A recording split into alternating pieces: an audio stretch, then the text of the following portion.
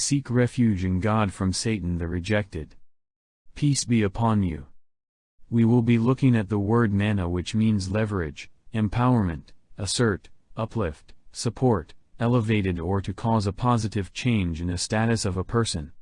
Do note that this effect can be implemented on the individual directly to uplift him or directed negatively towards the people around him so that the uplift effect is achieved.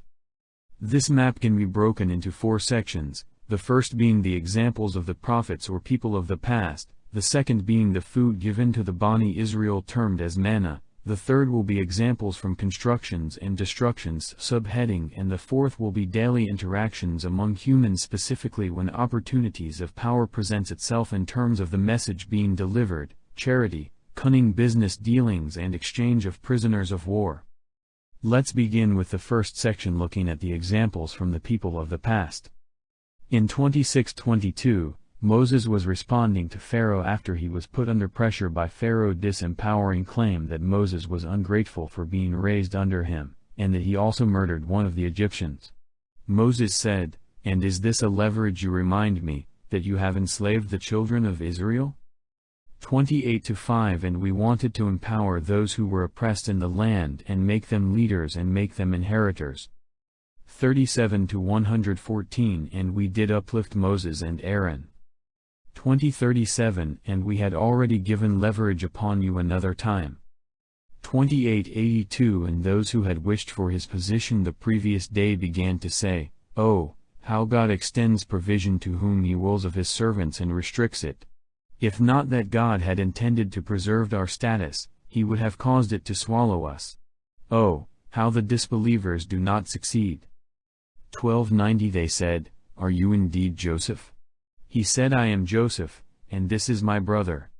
God has certainly empowered us.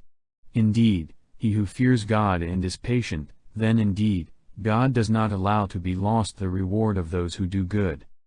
38:39 This is our leverage, so grant or withhold without account. In the second section, we will read verses on good food given to the Bani Israel termed as manna.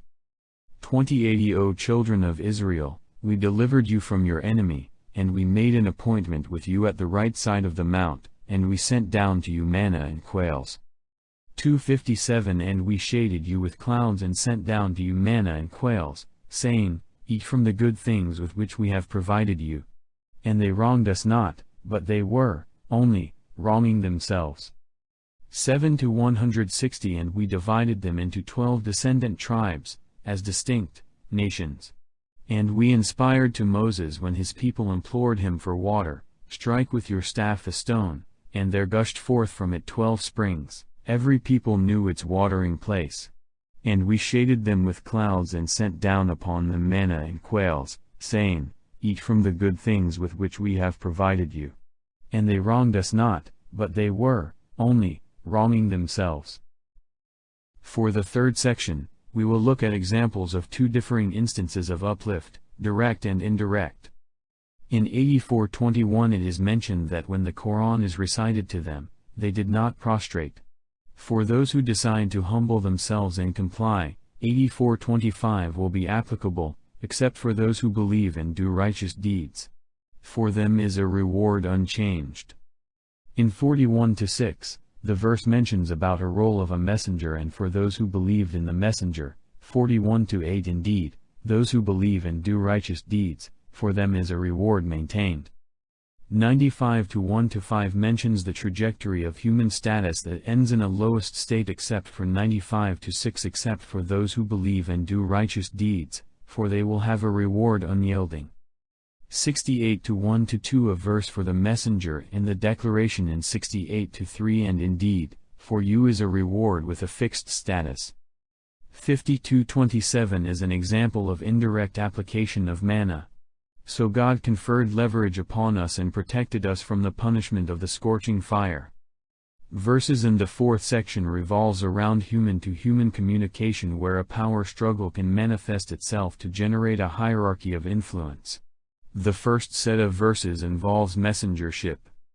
3-164 Certainly did God confer great leverage upon the believers when he sent among them a messenger from themselves, reciting to them his verses and purifying them and teaching them the book and wisdom, although they had been before in manifest error. 14:11 Their messenger said to them, "We are only men like you, but God confers empowerment upon whom he wills of his servants. It has never been for us to bring you evidence except by permission of God. And upon God let the believers rely." 49:17 They consider it a support to you that they have accepted Islam. Say, do not consider your Islam a support to me. Rather, God has conferred support upon you that he has guided you to the faith, if you should be truthful. 6:53 And thus we have tried some of them through others that the disbelievers might say, is it these whom Allah has elevated among us? Is not God most knowing of those who are grateful? 52:30 Or do they say, of you, a poet for whom we await with doubt and stability? The next two verses involves charity. 2-262 Those who spend their wealth in the way of Allah and then do not assert what they have spent with reminders of it, or other injury will have their reward with their Lord, and there will be no fear concerning them, nor will they grieve. 2-264 O you who have believed, do not invalidate your charities with assertions or compensation as does one who spends his wealth, only, to be seen by the people and does not believe in God and the last day. His example is like that of a large, smooth stone upon which is dust and is hit by a downpour that leaves it bare. They are unable to keep anything of what they have earned. And God does not guide the disbelieving people. Another verse mentions about business leverage. 74-6 And do not indulge in leverage to acquire more. While another points out the use of prisoners of war. 47-4 So when you meet those who disbelieve, in battle, strike their necks until, when you have inflicted slaughter upon them, then secure their bonds, and either leverage them afterwards or ransom them, until the war lays down its burdens. That is the command.